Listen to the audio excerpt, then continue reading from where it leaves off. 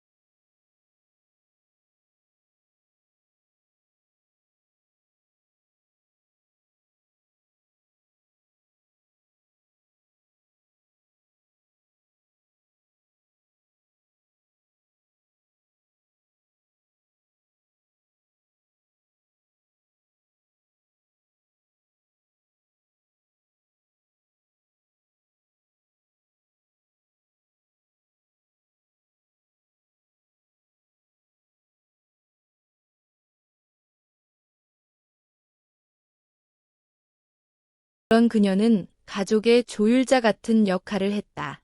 내가 아버지에게 호되게 혼난 밤이면 조용히 내 방에 들어와 언니, 아빠 그냥 오늘 피곤해서 그래. 신경 쓰지 마라며 토닥여주곤 했다. 그런데 나는 그 말이 점점 더 위로가 되지 않았다. 아무리 노력해도 내 존재는 이 집안에서 미세하게 겉돌고 있었다. 무엇을 해도 부족했다. 아무리 열심히 살아도 아버지는 나를 단 한 번도 자랑스럽다고 말하지 않았다. 나는 도대체 무엇이 잘못된 걸까? 이 질문은 마치 습관처럼 나의 모든 결정, 모든 성취의 그림자처럼 따라붙었다. 그리고 그 의문에 대한 답이 바로 내 가방 속 봉투 안에 담겨 있었다. 아직은 아무에게도 말하지 않았지만 언젠가 꺼내야 할 순간이 오고 있었다. 어쩌면 그날이 바로 오늘일지도 모른다는 생각이 점점 강해지고 있었다. 나는 고등학교를 전교 수석으로 졸업했다. 수많은 명문대의 제안을 받았지만 아버지가 졸업한 대학 대신 스스로 선택한 학교로 진학했다. 장학금을 받고 입학한 서강대학교는 내게 자유이자 도전이었다. 아버지는 그것을 배신처럼 여겼다. 내 발자국조차 따르지 않겠다는 거냐? 그는 그 말을 내 얼굴이 아닌 신문을 보며 툭 던졌고 나는 대답 대신 알바 2개를 병행하며 성적을 유지했다. 방학이면 그는 물었다. 그 실력으로 왜 삼성이나 현대 같은 데서 인턴 안 하냐? 아무리 성과를 보여줘도 돌아오는 반응은 늘 빈정거림이나 실망이었다. 졸업 후 아버지는 고민해보라는 말과 함께 자기 회사 경영기획팀 자리를 제안했다. 하지만 나는 거절했다. 그곳에서 나는 능력이 아니라 측은지심으로 채용된 존재일 뿐일 거라는 걸 알고 있었기 때문이다. 그 선택은 쉽지 않았지만 내 삶을 내가 선택하겠다는 결심의 시작이었다. 나는 서울을 떠나 단 2개의 캐리어만 들고 뉴욕으로 향했다. 친구의 원룸 소파에서 잠을 청하며 하루에도 수십 곳의 금융사를 찾아 지원서를 넣었다. 그러다 마침내 골드만삭스에 입사하게 됐다. 겨우 입사한 말단이었지만 내겐 그것이 전부였다. 아버지는 전화를 걸어 한 달이나 버티겠냐고 비꼬았다. 그 말이 내 뼛속 깊이 박혔고 나는 이를 악물었다. 결국 8년 동안 온갖 보고서와 야근 속에서도 살아남았다. 낙하산도 인맥도 없었지만 실력 하나로 버텼다. 지난달 나는 팀 내 최연소 수석 투자 전략가로 승진했다. 회사 역사상 최연소였다. 연봉은 큰 폭으로 올랐고 나는 맨해튼에 꿈꾸던 아파트를 구입했다. 그리고 남은 돈으로 아버지를 위한 선물을 준비했다. 이번에는 진심으로 인정받고 싶었다. 아버지가 예전에 골프장 클럽하우스에서 한번 언급했던 벤츠 S클래스, 블랙, 최고급 사양, 가죽 시트에 마사지 기능까지. 그 차를 주문하면서 나는 머릿속으로 수백 번 그 장면을 그렸다. 아버지가 놀라며 말한다. 유나야, 내가 이걸. 그리고 잠시 정적이 흐른 후 정말 대견하구나. 그 한마디, 그 말 한마디가 듣고 싶었다. 그 차를 산 건 단순한 선물이 아니었다. 그것은 일종의 교환이었다.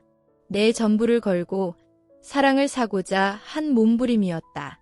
지금 생각해보면 그게 얼마나 절실한 허상이었는지 뼈저리게 느껴진다. 나는 그동안 내 인생의 중요한 결정을 사랑받기 위한 전략으로 세워왔던 것이다. 내 선택은 나를 위한 것이 아닌 아버지의 관심을 끌기 위한 무기였다. 매년 6월 마지막 주 주말은 서 회장 가문의 가족 모임 날이다. 아버지의 생신과도 겹쳐 있어 그 자리는 사실상 가장으로서의 위상을 공식화하는 자리나 마찬가지였다. 올해도 그랬다. 단지 내가 이번엔 좀 더 눈에 띄기로 했다는 점만 달랐다. 고급스러운 검정 벤츠로 그 중심에 서보겠다는 욕망이었다. 모임이 가까워질수록 불안은 극에 달했다. 나는 3번의 주말을 내내 백화점을 돌아다녔다. 성공한 여성처럼 보이되 지나치게 튀지 않아야 했다.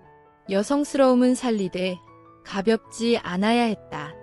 그러다 결국 어머니가 예전에 말했던 디자이너 브랜드의 감색 원피스로 결정했다. 몸에 딱 맞는 테일러링과 은은한 금 장신구. 값비싼 구두는 품이 있었지만 요란하지 않았다. 이 정도면 아버지도 한 번쯤은 인정해줄 수 있지 않을까? 나는 그렇게 믿고 싶었다. 짐을 싸며 머릿속을 스치는 익숙한 감정은 스스로도 한심하다고 느껴질 만큼 지독하게 익숙했다. 32살이 된 지금까지도 나는 여전히 어린아이처럼 아버지의 인정을 갈망하고 있었다. 매년 가족 모임 전 나는 같은 루틴을 반복했다. 무슨 말을 해야 그의 비난을 피할 수 있을까? 무슨 옷을 입어야 너무 튀지 않으면서도 성공한 인상을 줄 수 있을까? 이번에도 다르지 않았다. 짐 사이로 지난 모임들이 머리를 스쳤다. 고등학생 때 전국 수학경시대회에서 1등을 했을 땐 수학은 머리 좋은 애들 넘쳐나. 토론이나 해라 대학을 수석 졸업했을 땐 금융은 부동산보다 불안정해 첫 보너스를 받았을 때 그건 도박에 가까운 구조야 첫 승진 땐 여자 채용 비율 채우려는 거 아냐? 그 어떤 성취도 있는 그대로 받아들여진 적이 없었다. 그 모든 칭찬은 언제나 의심과 폄하로 바뀌었다. 하지만 이번 모임은 달랐다. 3달 전 우연히 받은 유전자 검사가 내 삶을 송두리째 뒤흔들었기 때문이다. 단순한 혈통 호기심으로 신청한 테스트였지만 결과는 충격적이었다. 아버지와 유전자가 일치하지 않았다. 처음엔 실수겠거니 했다. 하지만 그 불안은 멈추지 않았다. 결국 지난 명절에 잠깐 들른 집에서 아버지의 칫솔을 조심히 챙겼다. 직접 검사를 의뢰했고 결과는 명확했다. 나는 서병철 회장의 친딸이 아니었다. 그날 이후 나는 수많은 밤을 뜬 눈으로 지새웠다. 왜 나는 늘 이질감 속에 있었는지, 왜 다른 가족들과 달리 아버지는 내게만 유난히 냉담했는지, 왜 거울 속 내 얼굴은 가족 중 누구와도 닮지 않았는지를 설명해주는 답이 거기 있었다. 어쩌면 그는 이미 알고 있었는지도 모른다. 그리고 그 알고 있음이 지금껏 그와 나 사이 모든 순간에 스며 있었던 건 아닐까.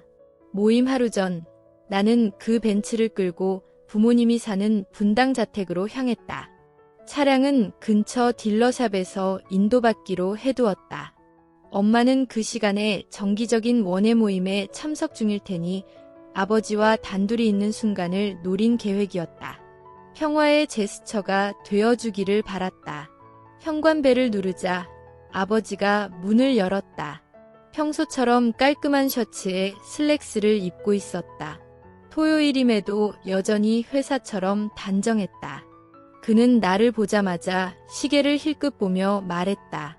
유나야, 모임은 내일인데. 마치 내가 약속이라도 어긴 듯한 말투였다. 알아요, 아빠. 근데 올해 아버지 날 선물을 좀 미리 드리고 싶어서요. 조용한 자리에서요. 나는 손에 들고 있던 작은 상자를 건넸다. 벤츠 로고가 새겨진 스마트 키가 들어있는 고급스러운 케이스였다.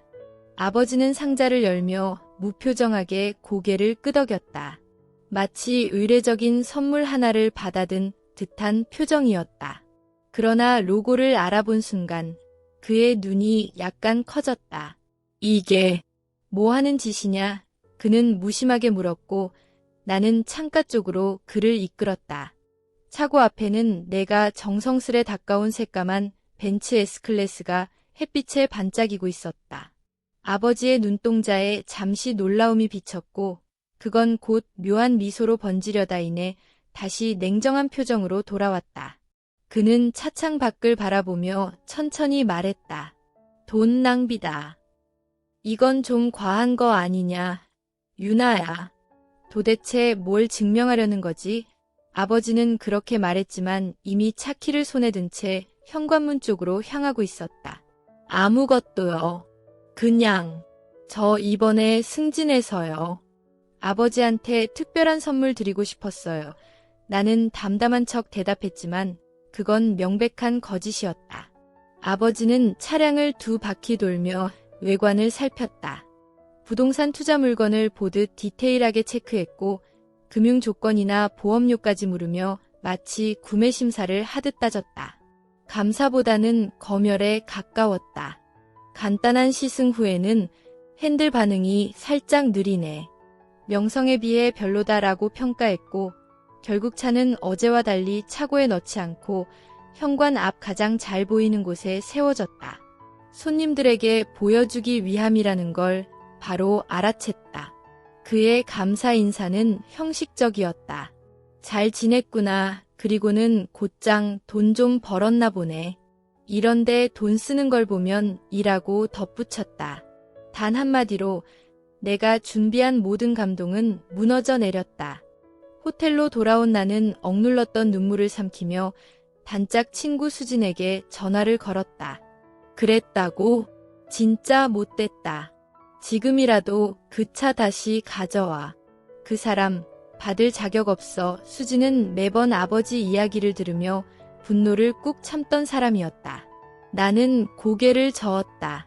그래도 내일은 다를지도 몰라. 사람들이 보는 앞에서는 좀 다르게 반응하지 않을까 싶어서 그녀는 잠시 침묵하더니 조용히 말했다. 제발 그 봉투는 보여주지 마. 진짜 각오된 거 아니면. 나는 웃으며 대답했다. 걱정 마. 그건 최후의 수단이야. 그렇지만 그 순간에도 내 가방 안에는 그 하얀 봉투가 고스란히 들어있었다. 존재만으로도 숨이 턱 막히는 무게였다. 버릴 수도 꺼낼 수도 없는 폭탄.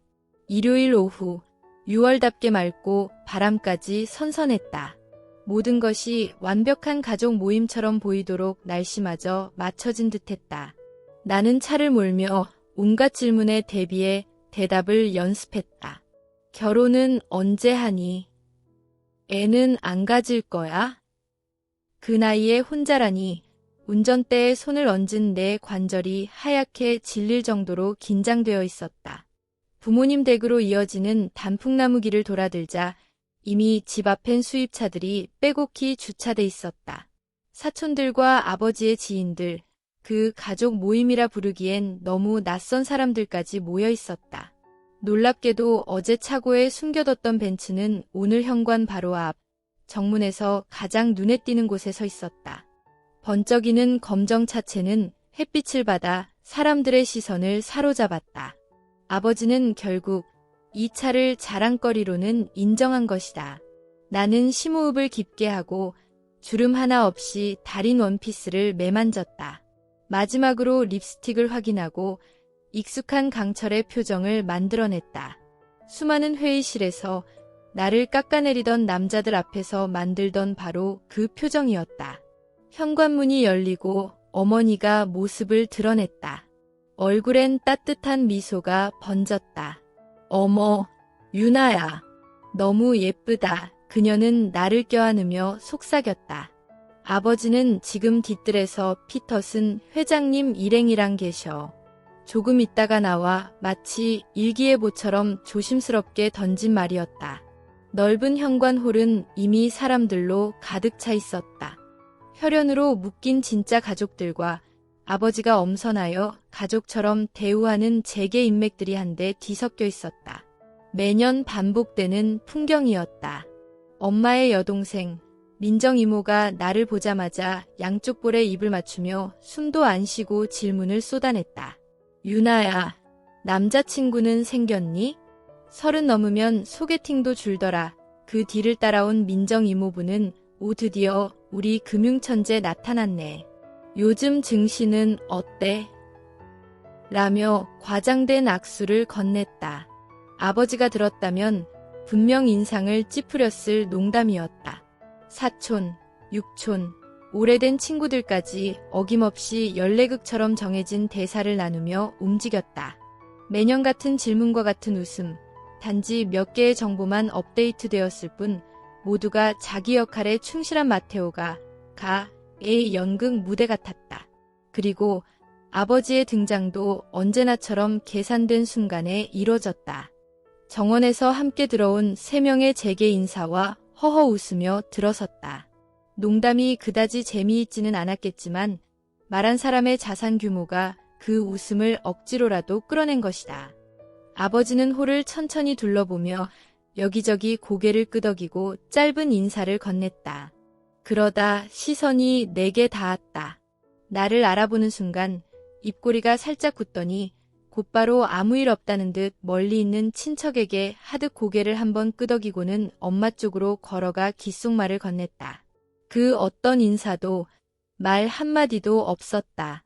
그 비싼 차를 선물한 둘째 딸에게는 나는 못 본 척하며 레지던시 중인 사촌 수빈이와 의료계 이야기로 대화를 이어갔지만 익숙한 무시의 고통은 여전히 뼛속까지 스며들었다.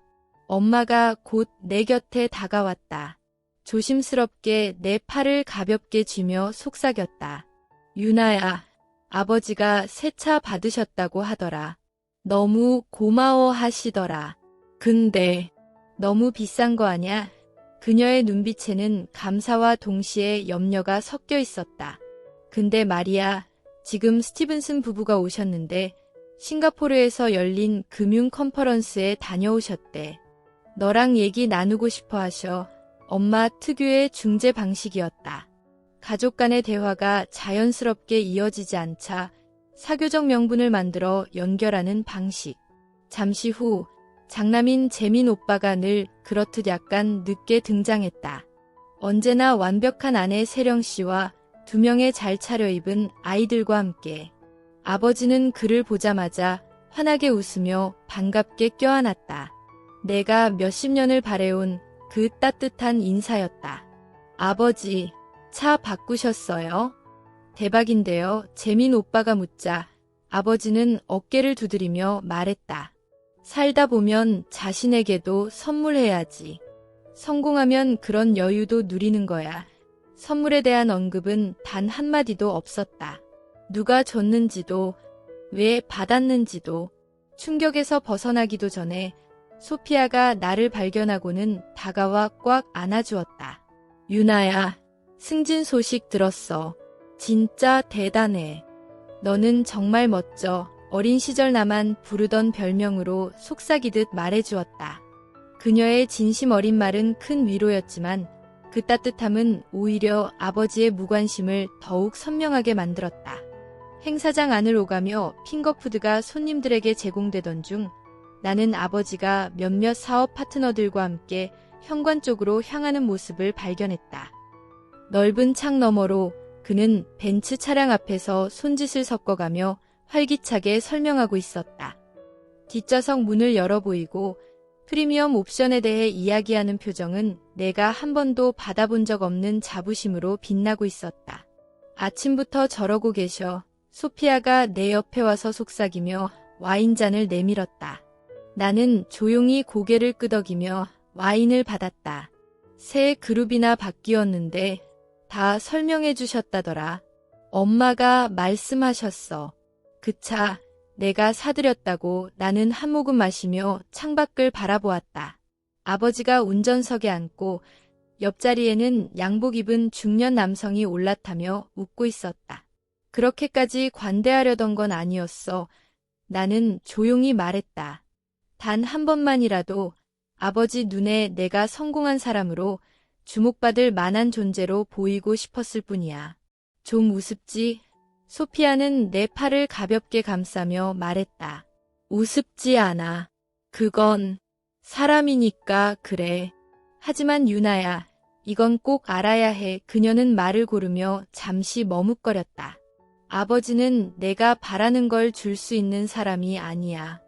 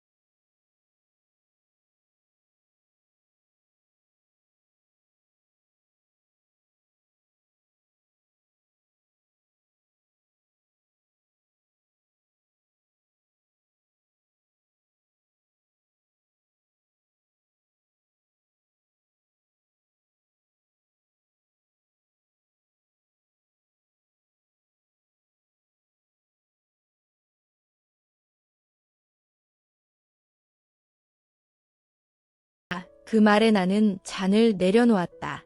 그 말의 아이러니가 내 머리를 울렸다. 피, 가문, 본능. 내 유전자는 그들과 다르다는 사실이 다시 한번 뼈아프게 다가왔다. 그리고 다음 차례는 예상대로 나에게로 향했다. 식당 한편에 마련된 바에서 와인을 리필하려는 순간 나는 작은 승리를 조용히 기뻐하고 있었다. 그래, 결국 내가 해낸 거야. 이대로 무너지지 않을 거야. 그런데 그 순간 복도를 지나며 들려오는 익숙한 목소리에 걸음을 멈췄다. 아버지의 서재문이 살짝 열려 있었고 그 안에서 들리는 말들은 내 몸을 얼어붙게 만들었다. 차 말이야. 예전 모델보다 훨씬 낫지. 이런 건 아무나 누릴 수 있는 게 아니야.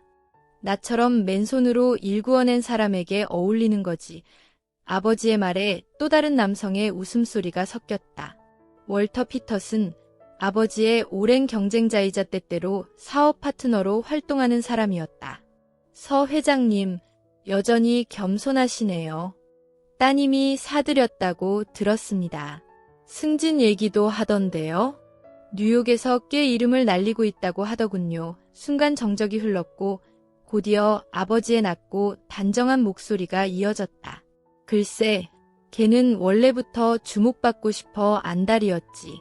솔직히 말하자면 지금의 성공도 내가 제공한 기회 덕분이야. 좋은 학교, 인맥, 사업의 기본을 내가 다 가르쳤거든.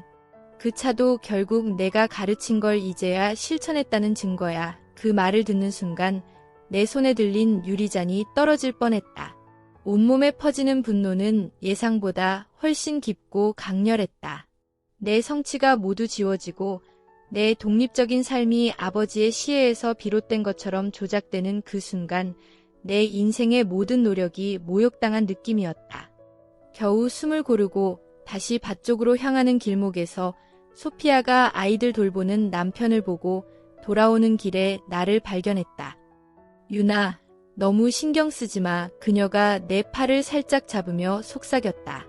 내가 만든 모델 엄청나다고 하더라. 마이클 사촌이 같은 금융계에 있는데 입이 마르도록 칭찬했어. 그녀의 따뜻한 말에 잠시 위로를 느꼈지만 동시에 여전히 인정받고 싶다는 내 마음이 얼마나 초라한지 절감하게 되었다. 거실로 돌아오자 마침 외삼촌이 말을 걸어왔다.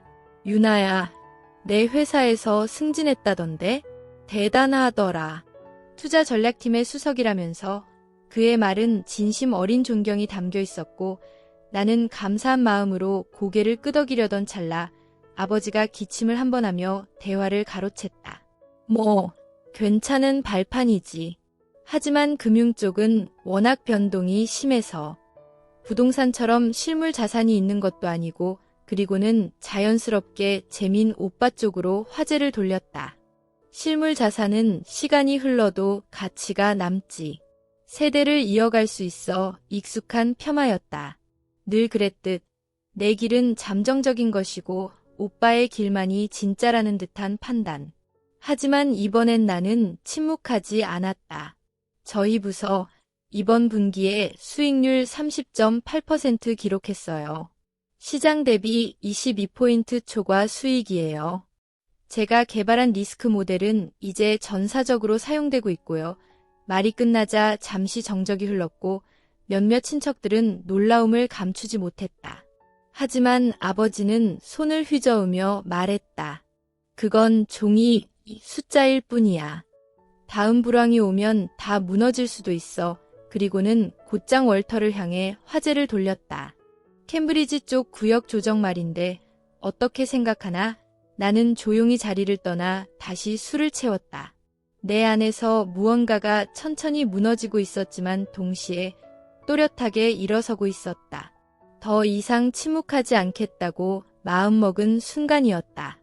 대화는 계속되었고 아버지는 내가 다른 형제들보다 더 강하게 밀어붙일 필요가 있었다며 내 성취를 마치 본인이 기획한 것처럼 묘사하고 있었다. 나는 들키기 전에 조용히 그 자리를 빠져나왔다. 속에서 분노가 차올랐다. 차갑고 명확한 분노로 굳어졌다. 복도에 나왔을 때 오빠인 서진우가 다가왔다. 그의 표정은 평소와 달리 진지했다. 유나야, 잠깐 얘기 좀 할 수 있을까? 그는 나를 어머니가 아끼는 난초 화분 근처의 조용한 구석으로 이끌었다. 아버지가 그러는데 너 요즘 어머니 대학 시절에 대해 이상한 질문을 하고 있다면서? 무슨 정보를 캐고 있는 거야? 그는 아주 단도직입적으로 물었다. 사실 나는 유전자 검사 결과 이후 어머니의 결혼 전 연애에 대해 힌트를 얻기 위해 조심스럽게 질문을 던진 적이 있었다. 하지만 충분히 눈치 못 채게 했다고 생각했다. 그냥 어머니에 대해 더 잘 알고 싶었을 뿐이야.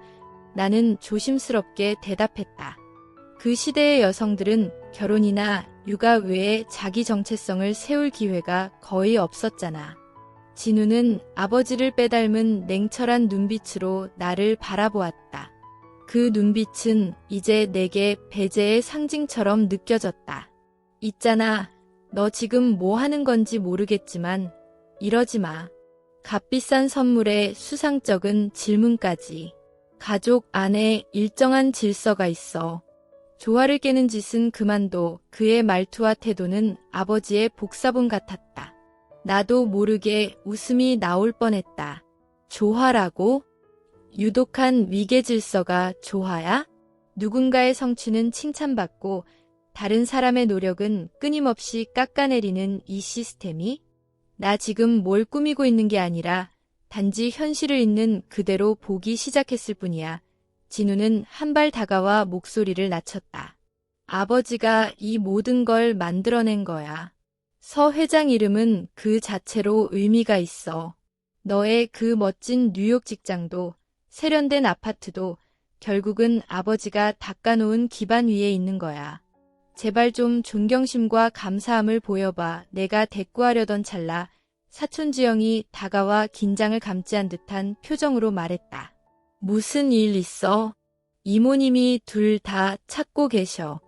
곧 저녁 식사 시작이래. 진우는 이내 공적인 미소를 얼굴에 띄우고 완벽한 장남 역할로 되돌아갔다. 그냥 우리 막내랑 근황 이야기 좀 했어. 일 얘기야. 별거 아니야. 그가 떠난 후 지영은 조용히 내 팔을 살짝 잡았다. 우리 엄마 말로는 너희 아버지는 편에도 금메달 따려고 애쓰는 사람이라던데. 있잖아. 내가 스스로 해낸 것들 정말 대단하다고 생각해. 그녀의 조용한 지지는 그간 애써 쌓아온 내 감정을 무너뜨릴 뻔했다. 나는 오랫동안 문제는 내 감각이라고만 믿어왔기에 누군가 그 구조를 인정해준다는 건 동시에 위로이자 절망이었다. 저녁 식사종을 알리는 어머니의 종소리가 울렸고 모두가 식당으로 향하기 시작했다. 나는 복도에 잠시 멈춰섰다. 가방 안에서 느껴지는 봉투의 감촉이 낯설지 않았다. 손끝으로 봉투의 윤곽을 어루만지며 계속 갈등했다. 지금 이 자리에서 도망치고 싶었다. 위선적인 가족 연극에서 벗어나고 싶었다. 하지만 또 다른 나, 아마도 더 고통에 익숙한 나의 일부는 끝까지 남겠다고 고집했다. 평생 반복되어 온 거절과 외면의 이유를 이제는 정확하게 마주해야겠다고 마음먹었다. 봉투가 아직 안전하게 봉인되어 있는지 마지막으로 확인한 뒤 나는 어깨를 펴고 식당으로 향했다. 다가올 연극에 대비해 마음을 단단히 다잡았다. 서 회장 댁의 식당은 가족의 본질을 상징하는 듯했다. 20명이나 앉을 수 있는 웅장한 마호가니 식탁은 크기와 달리 차갑고 무정한 분위기를 풍겼다. 벽에는 선조들의 초상화가 위엄있게 걸려 있었고 식탁 위에는 어머니가 정성껏 준비한 수십 개의 고급 식기가 줄지어 놓여 있었다. 완벽한 서체로 적힌 이름표는 각자의 자리를 정확히 지시하고 있었고 그 자리는 이 가족 내 서열의 반영이었다. 나는 예상대로 테이블 중간쯤 지영의 남편과 아버지의 어린 사업 동료 사이에 배치되어 있었다. 아버지 근처에는 늘 그렇듯 진우와 그의 가족이 자리 잡았고 수아와 그녀의 남편은 중심과 변두리를 잇는 완충 역할을 하고 있었다. 어머니는 반대편 끝에 앉아 계셨다. 마치 같은 지위를 가진 것처럼 보이지만 실제로는 거리감이 명확히 드러나는 위치였다. 전체 요리가 나왔고 직원들은 훈련된 듯 정확한 타이밍에 각자 앞에 가리비와 마이크로그린이 올라간 접시를 내려놓았다. 아버지는 자리에서 일어나 와인잔을 들었다. 그 한 동작만으로도 모든 대화가 멈췄다. 매년 이렇게 가족과 친구들이 함께해줘서 참 고맙다. 그는 수많은 비즈니스 미팅을 통해 단련된 듯한 완벽한 말투로 말을 이었다. 내가 이룬 성공도 감사하지만 이렇게 훌륭한 가족이 있다는 것이야말로 진정한 유산이라 생각한다. 그의 시선이 진우를 스치고 지나가며 고개를 끄덕였고 수아도 조심스럽게 미소를 지었다. 나는 그 시선의 틈에서 조용히 존재감을 감추었다. 이번에 함께 해주신 박 이사님 일행께도 특별히 감사드립니다. 성공은 성공을 부르니까요.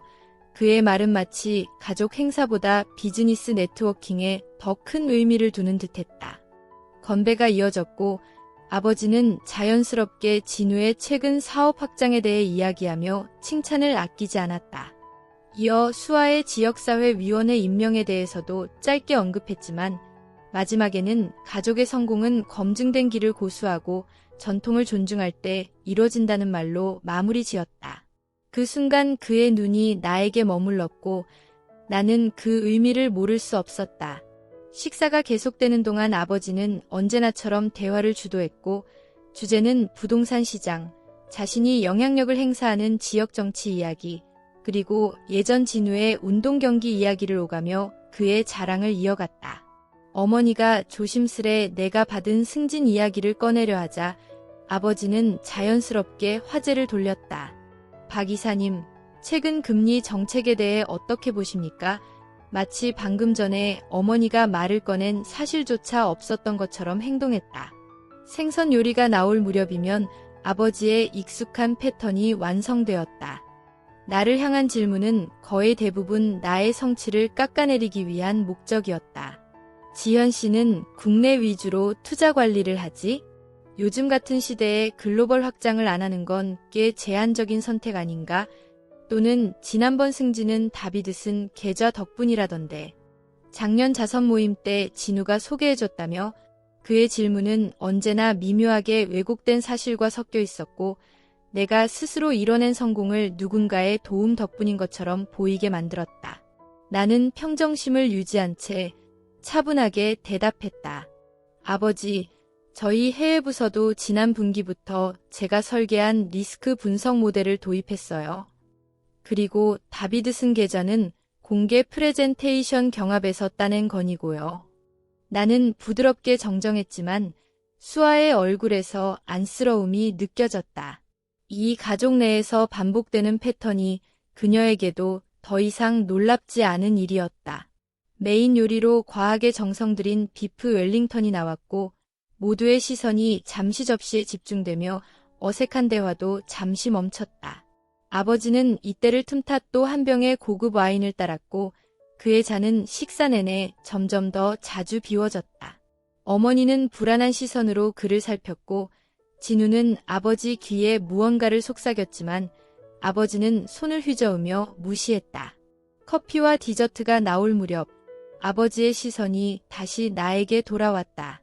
그동안 술기운으로 무뎌졌던 그의 필터가 거의 사라진 듯했다. 지연이는 아직도 혼자라지?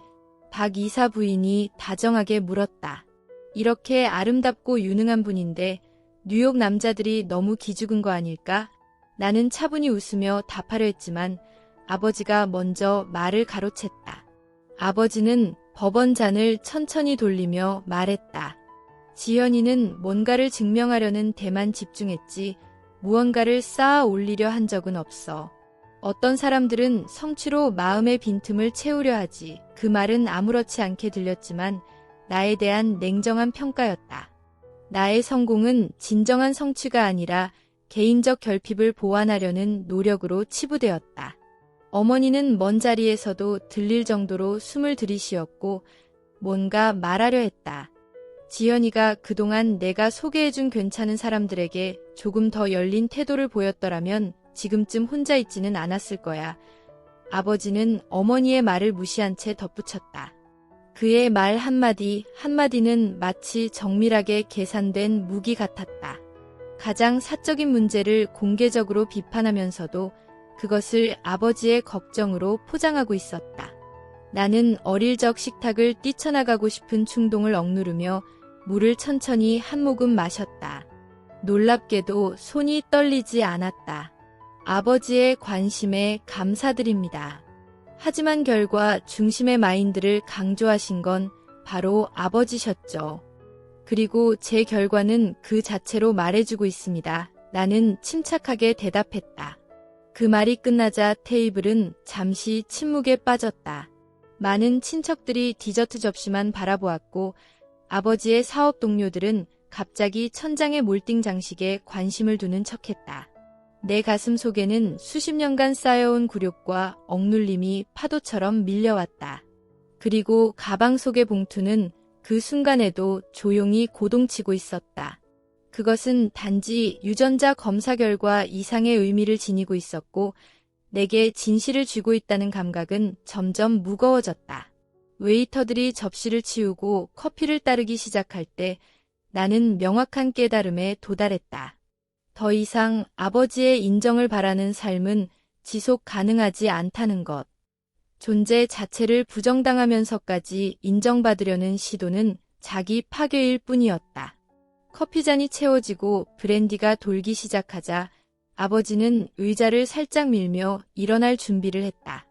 이는 이 집안에서 즉석연설의 전조였다. 모두가 반사적으로 대화를 멈추고 수저를 내려놓았다. 아버지는 자리에서 일어나 브랜디 잔을 들고 늘 그랬듯 자애로운 표정을 지으며 방 안의 시선을 휘어잡았다. 그의 이런 모습은 마치 오랜 시간 훈련된 연기 같았고 나는 또 하나의 장면을 지켜볼 준비를 하고 있었다. 우리가 매년 가족 사진을 찍기 위해 자리를 정리하려던 찰나 아버지가 천천히 입을 열었다. 그의 목소리는 언제나처럼 사람들의 이목을 자연스럽게 사로잡았다. 이 자리에 함께한 모든 가족과 친구들에게 감사를 전합니다. 매년 이렇게 모일 때마다 저는 매튜스 가문이 함께 쌓아올린 것들에 대해 자부심을 느낍니다. 그는 넓은 제스처로 테이블을 가리켰고 그 손지대는 사업 동료들까지도 마치 가문의 일원인 것처럼 포함되어 있었다. 가족이란 하나의 기업과도 같습니다. 비전과 리더십, 그리고 각자의 역할을 충실히 해내는 참여자들이 있어야만 비로소 성공이라는 공동의 성과가 만들어지죠. 그의 시선은 마치 모두와 눈을 마주치는 듯했지만 실제로는 누구와도 진심 어린 연결을 하지 않은 채 테이블을 훑었다. 이 자리에 함께한 자식들을 바라보며 저는 다시금 감사함을 느낍니다. 가문을 대표해 각자의 자리에서 의미 있는 방식으로 기여하고 있는 우리 자녀들에게 그는 잔을 들어 제임스를 향해 고개를 끄덕였다. 제임스, 너의 사업 감각은 나뿐만 아니라 보스턴 개발 업계 전체에서도 인정받고 있단다. 리버사이드 프로젝트는 매튜스 가문이 추구하는 대담하고도 미래지향적인 정신을 고스란히 보여주는 사례야. 내가 전해준 가르침을 내 방식대로 더 발전시킨 것 같아 자랑스럽구나. 제임스는 겸손한 듯한 표정을 지었지만 그 속엔 자신의 성공이 당연하다는 듯한 만족감이 드러나 있었다. 그리고 아버지의 시선은 소피아로 향했다. 소피아, 내가 가정과 지역사회를 조화롭게 이끌어가는 모습은 대단히 성숙하단다. 어린이병원 이사회의 일은 매튜스라는 이름의 진정한 명예를 가져다주고 있어. 내가 키우는 아이들과 그 가정의 가치, 어머니와 나는 늘 자랑스럽게 생각한단다. 소피아는 진심 어린 미소를 지었지만 약간은 스포트라이트가 불편한 듯 보였다. 나는 숨을 고르며 다음에 다가올 말을 준비했다. 언제나처럼 내 이름은 언급되지 않을 것이고 그 침묵은 모두에게 충분한 메시지를 전달할 것이다. 그것이야말로 아버지가 수년간 유지해온 침묵의 언어였다. 그러나 이번에는 조금 달랐다. 아버지의 시선이 내게 닿았고 살짝 눈을 가늘게 뜬 그 표정은 이번 발언이 계산된 것임을 알리는 신호였다. 우리 자녀들의 성취를 되돌아보며 저는 새삼 성공의 의미가 얼마나 다양할 수 있는지를 느낍니다. 그는 브랜디를 한 모금 마셨고 그 짧은 정적은 방 안의 긴장을 고조시켰다. 저는 제 모든 자녀들을 자랑스럽게 생각합니다. 그 말과 함께 그는 잔을 높이 들었다. 단 몇 초, 정말 말도 안 되는 순간이지만 내 안에는 희미한 기대감이 피어올랐다. 그러나 그 감정은 너무도 빨리 꺼졌다. 그는 잔을 높이 든 채 말을 이었다. 하지만 이 자리에 앉아있는 사람 중 실패자를 제외하고는 말이죠. 단호하게 날아든 그의 말에 방 안은 얼어붙었다. 몇 초간의 충격적인 침묵이 흐른 후 일부 손님들이 어색한 웃음을 흘렸다. 누군가는 이 말을 가족 간의 익숙한 농담이라 여겼겠지만 나에겐 그저 공개적인 모욕일 뿐이었다. 피가 얼굴로 솟구쳤다가 이내 빠져나가듯 싸늘한 감각이 밀려왔고 방 안의 모든 시선이 나를 향했다. 그 시선들 속엔 당황함, 안쓰러움, 혹은 단순한 호기심이 뒤섞여 있었다. 아버지는 아무 일 없다는 듯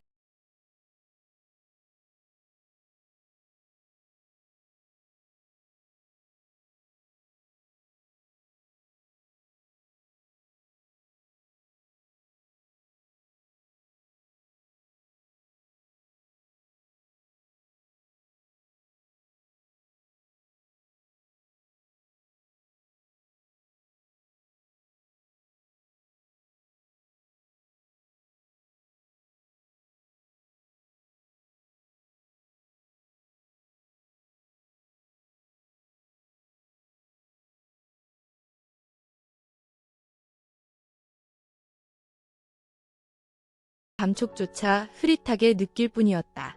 그 순간 내 모든 의식은 아버지에게 고정됐다. DNA 검사 결과가 이미 말해준 사실, 즉 그가 나를 진정한 가족으로 여기지 않는다는 진실이 지금 이 자리에서 공식화되고 있었다. 몇 초가 몇 시간처럼 길게 느껴졌다. 얼굴이 화끈 달아오르고 목이 조여오며 심장은 터질 듯 고동쳤지만 나는 그저 조용히 앉아 있었다. 어린 시절부터 이어진 비슷한 장면들, 공개적인 질책, 미묘한 깎아내림, 성취를 실패처럼 포장하는 말들 연속적으로 떠올랐다. 그 모든 기억이 하나로 모여 너는 이 가문에 어울리지 않는다는 메시지를 증명하고 있었다. 아버지가 가족의 결속이라는 공허한 미사역으로 연설을 마무리하던 그 순간 내 안에서 뭔가가 완전히 끊어졌다.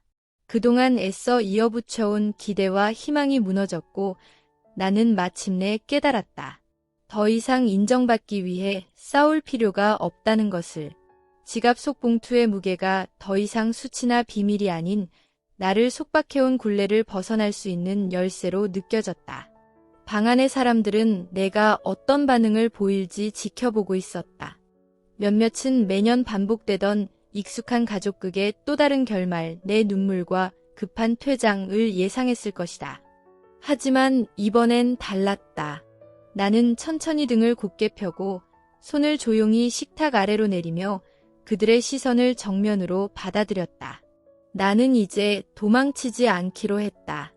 이제는 내가 이 무대의 중심에 설 차례였다. 그 대신 나를 감싸던 것은 이상하리만치 차분한 고요함이었다. 마치 오래전부터 예고된 결정을 마침내 받아들인 사람처럼 머릿속이 선명해졌다. 어떤 계획도 없이 나는 천천히 일어섰고 그 동작은 너무도 매끄럽고 단호해서 순식간에 방 안의 모든 시선을 사로잡았다.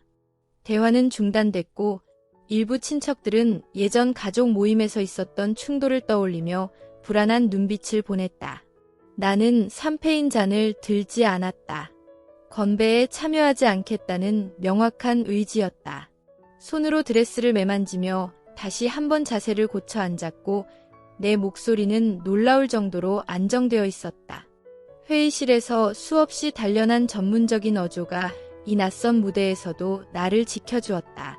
아버지, 통찰력 있는 말씀 감사합니다. 조용하지만 또렷하게 나는 말을 이었다.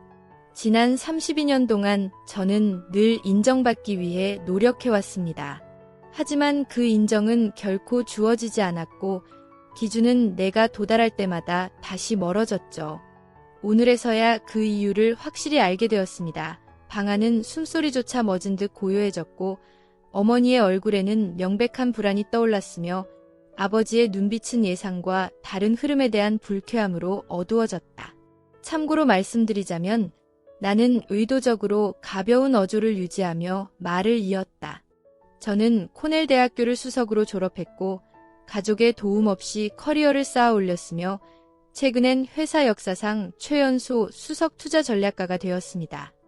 객관적으로 봤을 때 실패자라고 하기엔 부족함이 없죠. 나는 식탁을 둘러보며 몇몇 친척들과 눈을 마주쳤고 그들 중 일부는 조용히 고개를 끄덕였다. 다시 아버지를 바라보며 말을 이었다.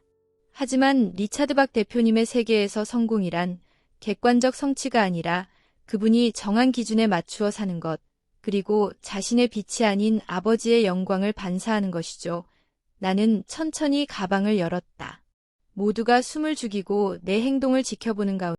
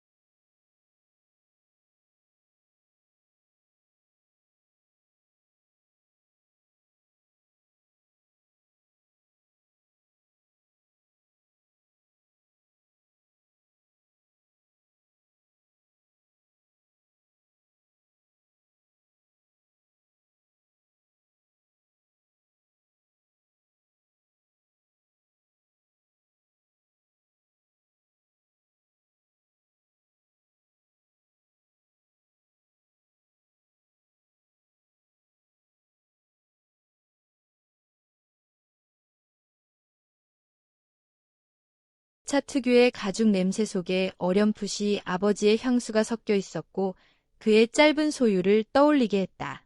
식당 창문 너머로 여러 사람의 실루엣이 보였고 격하게 손짓하며 말다툼하는 모습도 희미하게 눈에 들어왔다. 시동을 걸자 정숙하면서도 힘있는 엔진 소리가 들렸고 계기판은 아무 일도 없었다는 듯 환하게 빛났다. 마치 이 모든 일이 아무 의미 없는 평범한 저녁 드라이브인 양. 나는 차를 천천히 후진시켰고 그 순간 현관문이 벌컥 열렸다. 아버지의 실루엣이 불빛에 비쳐 보였고 그의 손에는 펼쳐진 봉투가 들려 있었다. 입을 열어 무언가 말을 하려는 듯했지만 독일제 엔진의 잔잔한 진동 아래 그 목소리는 닿지 않았다. 나는 엑셀을 밟았다. 그가 수년간 내 존재를 지워온 것처럼 이제는 내가 그를 등지고 나를 찾아 떠나는 차례였다. 그가 자랑하던 고급 자동차가 그와 함께 사라지는 장면은 마치 완벽한 서사의 결말처럼 느껴졌다. 그 순간 직감적으로 행동했던 것이 점차 의식적인 선택으로 굳어졌다. 내가 아버지에게 준 선물을 되찾은 일은 곧 나 자신의 가치를 되찾는 상징과도 같았다. 나는 이제 더 이상 감사받기를 기대하지도 않았고 그 기대조차 무거운 짐이었음을 깨달았다. 백미러 너머로 보이는 매튜스 저택은 점점 멀어졌고 그 웅장함도 거리가 멀어질수록 함께 작아졌다. 그곳이 나를 억눌렀던 감정의 힘 또한 그렇게 서서히 사라져갔다. 가슴 속으로 퍼져나가는 이 가벼움은 단순한 행복이라기보다는 처음 느껴보는 자유였다. 그 자유는 오랫동안 아버지의 인정을 구하느라 왜곡되었던 내 삶의 궤도를 이제야 바로잡는 감각이었다. 벤츠는 정숙하면서도 정확하게 반응했다. 나는 어린 시절을 보냈던 동네를 벗어나며 한 번의 회전마다 과거의 나와 점점 멀어지는 것을 느꼈다. 거의 고속도로 입구에 도달했을 때 첫 번째 전화가 걸려왔다. 차량 디스플레이에 소피아의 이름이 떴고 곧이어 제임스, 어머니, 몇몇 사촌들의 이름이 연달아 나타났다. 혼란의 여운이 디지털 신호로 내게 전해졌다. 나는 벨소리를 음소거했지만 완전히 전원을 끄지는 않았다. 당장은 응답할 준비가 되지 않았지만 이 모든 후폭풍을 직시하고 싶었다. 나는 뉴욕으로 돌아가는 대신 보스턴 시내 방향 고속도로로 차를 몰았다. 그리고 백미러를 힐끗 본 순간 익숙한 남성의 형상이 도로 위로 뛰쳐나오는 것이 보였다. 아버지였다. 언제나 절제되어 있던 그의 얼굴이 분노를 넘은 알 수 없는 감정으로 일그러져 있었다. 비록 거리가 멀어 목소리는 들리지 않았지만 그의 몸짓만으로도 이름을 부르는 절규임을 알 수 있었다. 머리 위로 팔을 들어 올린 그의 모습은 원시적인 감정의 분출처럼 보였고 그 순간 그는 내가 알던 철두철미한 가장이 아니었다. 나는 가속 페달을 밟았다. 과학적 증거와 한순간의 명료함이 만들어낸 이 단절은 평생을 조작해온 가족 서사를 한순간에 무너뜨렸다. 그 장면은 평생 잊히지 않을 기억으로 남았고 감정적 예속으로부터의 해방이 시각적으로 완성된 순간이었다. 약 30분 후 나는 보스턴 시내의 한 호텔에 체크인했다. 휴대폰 화면에는 17통의 부재중 전화와 29개의 문자 메시지가 떠 있었다. 마치 내가 던지고 나온 폭탄이 남긴 파편들 같았다. 룸키를 책상 위에 내려놓고 하이힐을 벗은 후에야 나는 메시지를 하나씩 열어보기 시작했다. 가장 먼저 확인한 것은 소피아의 문자였다. 무슨 일이야? 그 봉투 안에 뭐가 있었던 거야? 혼란에서 시작된 그녀의 메시지는 곧 걱정으로 바뀌었다. 리즈, 제발 전화 좀 해줘.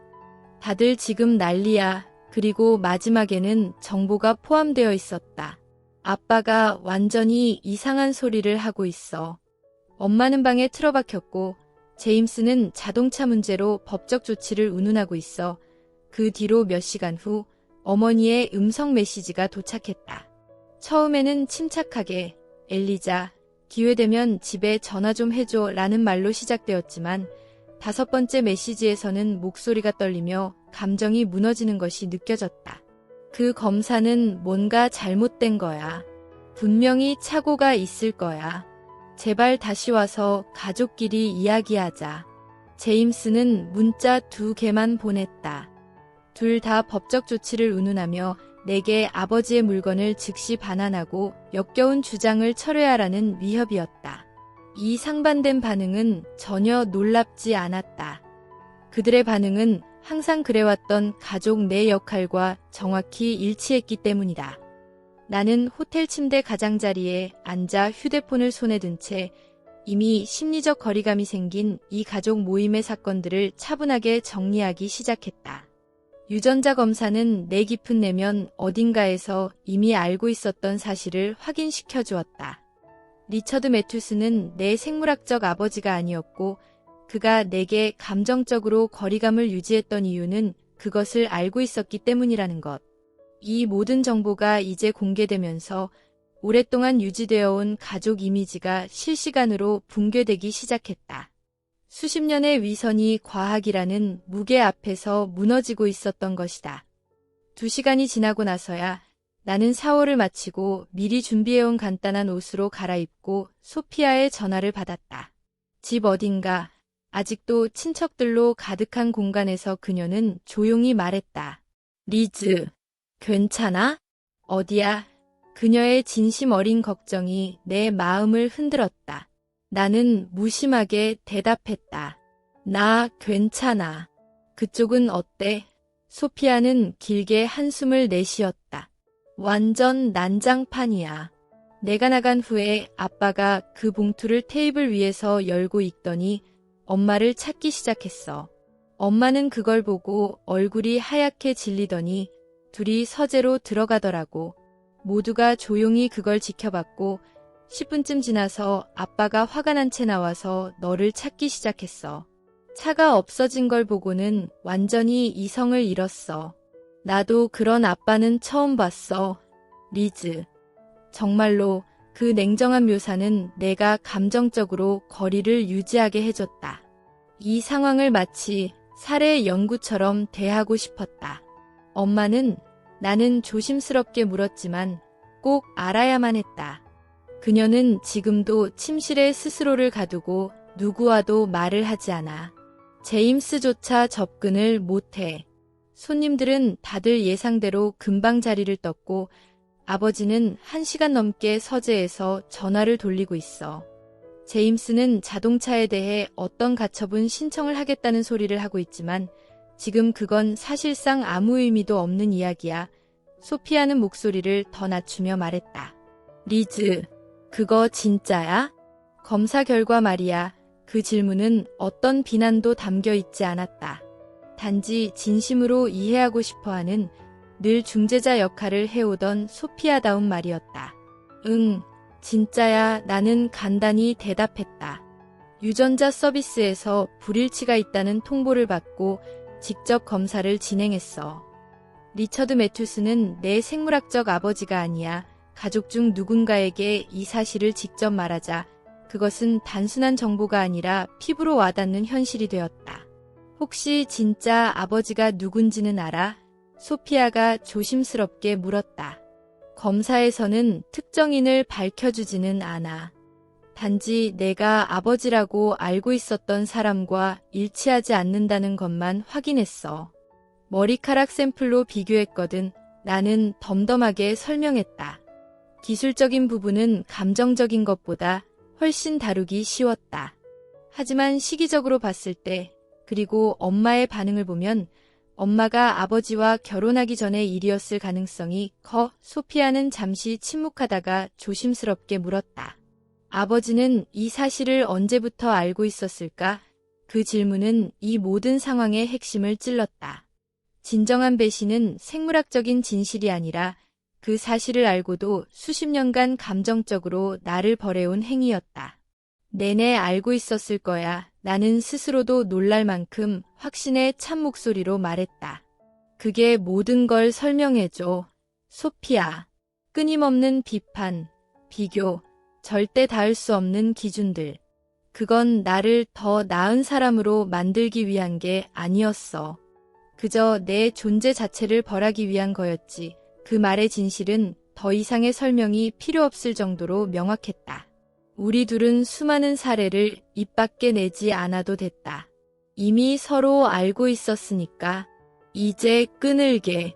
제임스가 위층으로 올라오고 있어. 우리가 통화하는 걸 알게 되면 안 돼. 제발 내가 어디 있든 안전하다는 것만 문자로 보내줘. 그리고 리즈, 어떤 일이 있든 나는 너를 똑같이 사랑해. 이 사실은 우리 사이를 전혀 바꾸지 않아. 그녀의 말은 나의 가슴을 깊게 울렸다. 지금껏 애써 유지해오던 무감각의 장벽이 서서히 무너지기 시작했다. 나는 전화를 끊고 보스턴 항구가 내려다 보이는 호텔 창가로 걸어갔다. 도시의 불빛이 어두운 물 위에 반사되고 있었고 그 풍경은 익숙하면서도 낯설었다. 마치 유리창에 비친 내 모습처럼. 이 도시 어딘가에는 어린 시절 나를 계산된 무관심으로 길들인 남자가 있었고 동시에 나는 아직 얼굴조차 모르는 내 유전자를 제공한 또 다른 남자가 존재했다. 하나는 존재했지만 감정적으로는 부재했고, 다른 하나는 완전히 부재했지만 생물학적으로는 연결된 존재였다.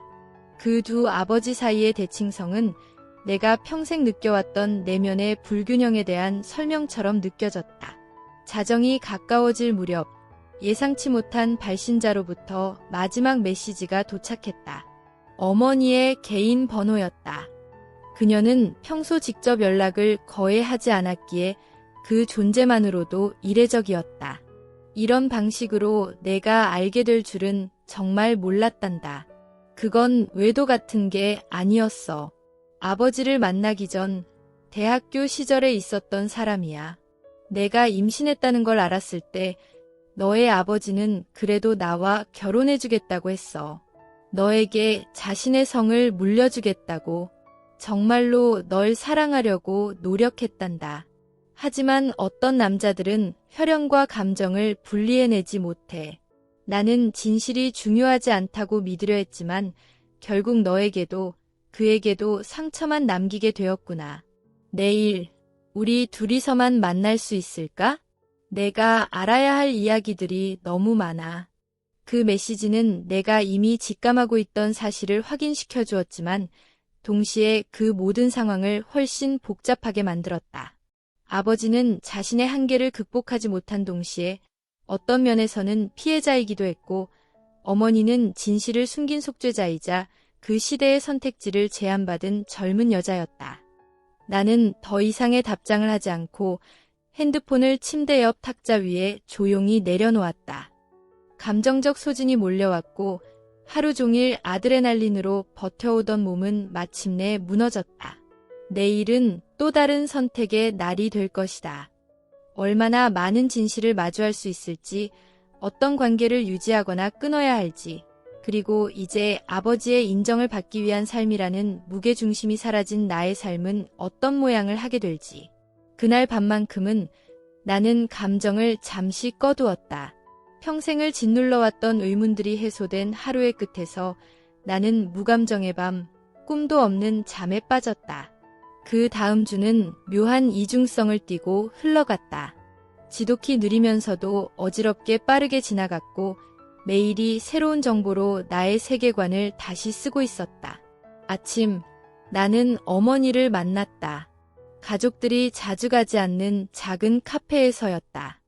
그녀의 모습은 내가 알고 있던 메투스 가문의 여인상과는 전혀 달랐다.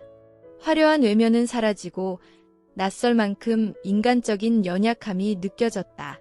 우리의 커피가 도착하자 그녀는 곧장 말을 꺼냈다. 그의 이름은 서진우였단다. 우리가 대학교 3학년 때 만났어. 나는 이화여대에 다녔고 그는 카이스트에서 공학을 공부하고 있었지. 똑똑하고 다정했지만 내 부모님이 보기에 전혀 어울리지 않는 남자였어. 우리가 사귄다는 사실을 알게 된 그들은 당장 끝내라고 했고 2달 후에 너의 아버지를 자선 행사에서 처음 만났지. 모두가 인정한 완벽한 매칭이었어. 그녀의 이야기는 마치 오래된 시대극처럼 전개되었다. 진실된 사랑을 포기하고 사회적 안정을 택할 수밖에 없었던 젊은 여성. 임신 사실을 뒤늦게 알게 되었고 리처드 매튜스는 그녀의 배경이 자신의 사업에 도움이 될 것이라 판단의 결혼을 제안했던 것이다. 그 결혼에는 일부 진심도 있었겠지만 철저히 계산된 선택이기도 했다. 그분은 너를 자신의 아이처럼 키우겠다고 약속하셨단다. 어머니는 창밖 어딘가 먼 과거를 응시하며 조용히 말을 이었다. 그 약속을 정말 지키려고 애썼다고 믿고 있어. 하지만 내가 태어난 순간부터 너의 눈빛, 표정, 무엇이든 의심하며 받아들이지 않던 그 태도까지 모두가 서진우 씨를 닮았더구나. 내 아버지는 너를 보며 늘 또 다른 남자의 존재를 마주했던 거야. 너는 그분이 아닌 나의 과거를 상기시키는 존재였으니까. 3시간이 넘는 대화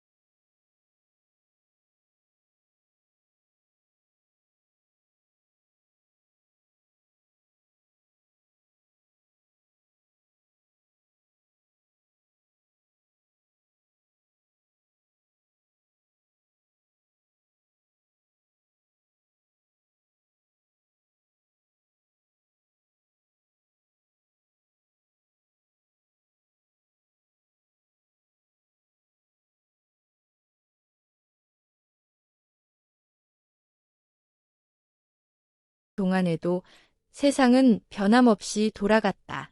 일주일 중반, 팀장님으로부터 전화가 왔다. 리처드슨 쪽에서 리스크 모델에 대한 직접 설명을 원해요.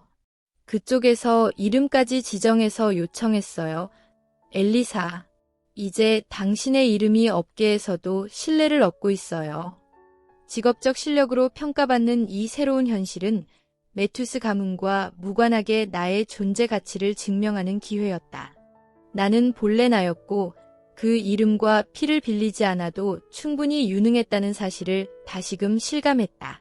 재회를 치른 지 엿새째 되는 날, 리차드는 결국 직접 연락해왔다.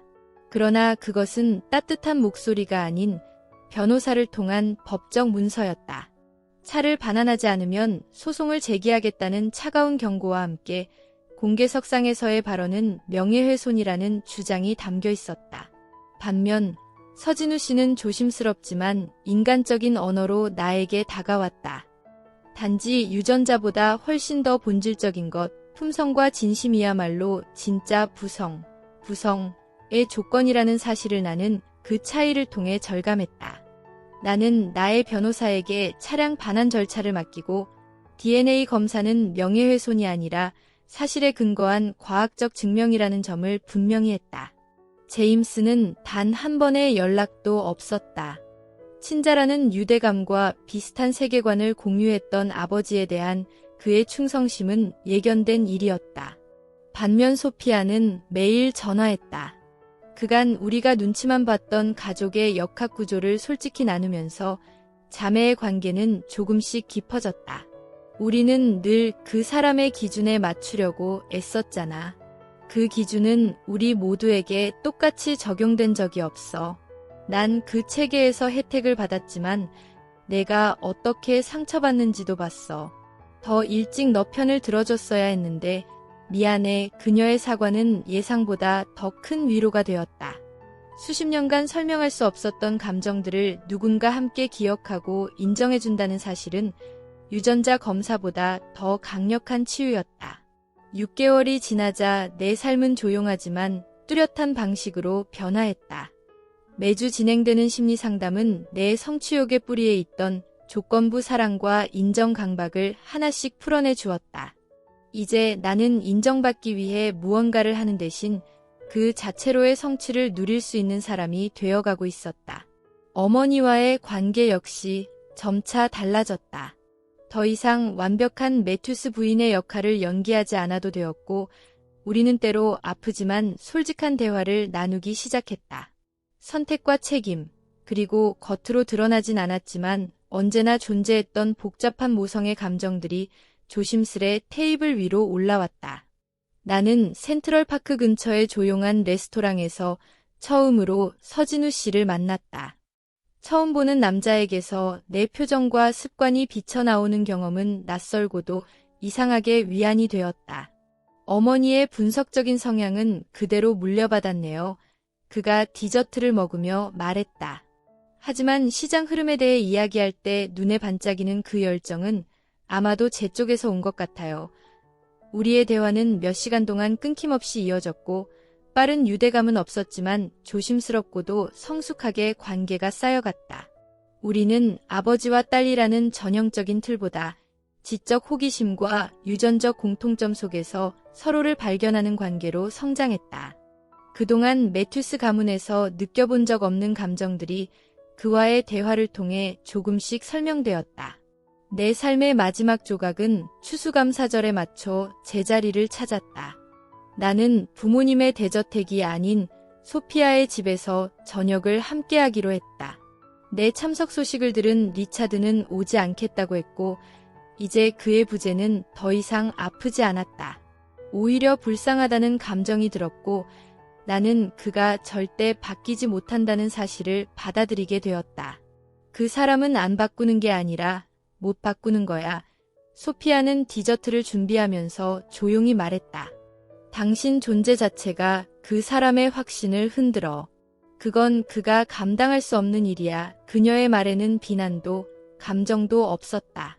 그저 움직일 수 없는 진실에 대한 인정이었고 우리는 그 현실을 나란히 받아들였다. 저녁 식사가 끝난 뒤 어머니에게서 전화가 왔다. 어릴 적 기억 속에서처럼 차갑고 딱딱한 음성이 아니라 한 사람으로서의 따뜻함이 담긴 목소리였다. 난 내가 자랑스러워, 엘리사. 그녀는 단순하게 말했다. 내 직업도, 주소도, 이룬 성과도 대단하지만 나는 내가 누구인지, 그 진심과 회복력, 거짓에서 진실을 만들어낸 용기에 자랑스러움을 느껴. 그 말 매일 해줬어야 했는데 수십 년 동안 리차드에게서 듣고 싶었던 그 한마디가 결점이 있더라도 나를 진심으로 사랑했던 부모의 입에서 아무 조건 없이 흘러나왔다. 나는 그 말을 조용히 받아들였고 그 순간 깨달았다. 진짜 가족이란 유전자나 법적인 정의가 아니라 나를 있는 그대로 바라보고 사랑해주는 사람들이라는 것. 역할 수행을 강요하는 사람이 아니라 나의 진짜 자아를 인정해주는 이들이야말로 내 삶의 중심이라는 사실을. 그토록 간절히 인정받고 싶어 사들였던 고급 자동차는 이미 반납되었고 그 후 매각되어 생긴 자금은 나의 미래에 투자되었다. 겉으로 보이는 허울뿐인 인정을 얻기 위해 소진했던 감정들은 이제 진짜 나를 아껴주는 사람들과의 관계에, 내가 진심으로 좋아하는 일에, 그리고 외적 평가가 아닌 내면의 충만함으로 삶을 재단하는 새로운 삶에 쓰이고 있었다. 그날 저녁